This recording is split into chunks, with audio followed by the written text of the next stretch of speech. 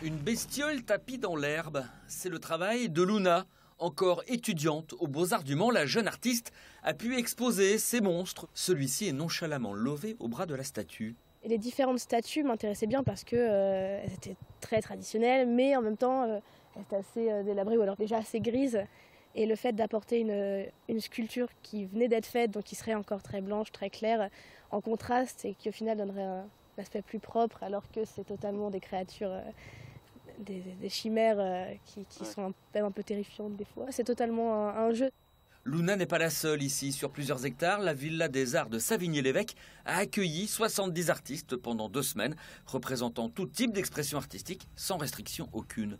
On a essayé d'avoir vraiment une ouverture la plus large possible et puis en même temps un endroit de rencontre. Là, par exemple, ce qu'on entend, c'est des musiciens qui ne se connaissaient pas et qui commencent à se rencontrer, à découvrir dedans, mélangeant aussi bien des styles très très différents. Et voilà un peu l'idée, c'est de provoquer ces rencontres et puis qu'elles fassent émerger des projets par la suite.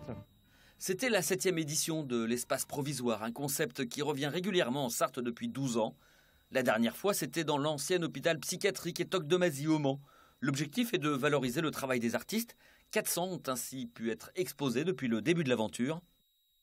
Tout premier, c'était vraiment le premier point, c'était le besoin de liberté, un petit peu dans l'expression et d'avoir quelque chose qui soit hors du champ des politiques peut-être institutionnelles, culturelles qui sont un petit peu normalisées et puis qui génèrent aussi parfois un petit peu d'exclusion. Donc il y avait là toujours une volonté de permettre à des gens de faire leur première exposition, même s'ils ne sont pas identifiés comme un artiste de renom. Pour l'artiste Yabon Paname, l'espace provisoire, c'était une première. Fraîchement installé en Sarthe, il propose sa galerie épisodique parmi les arbres du parc.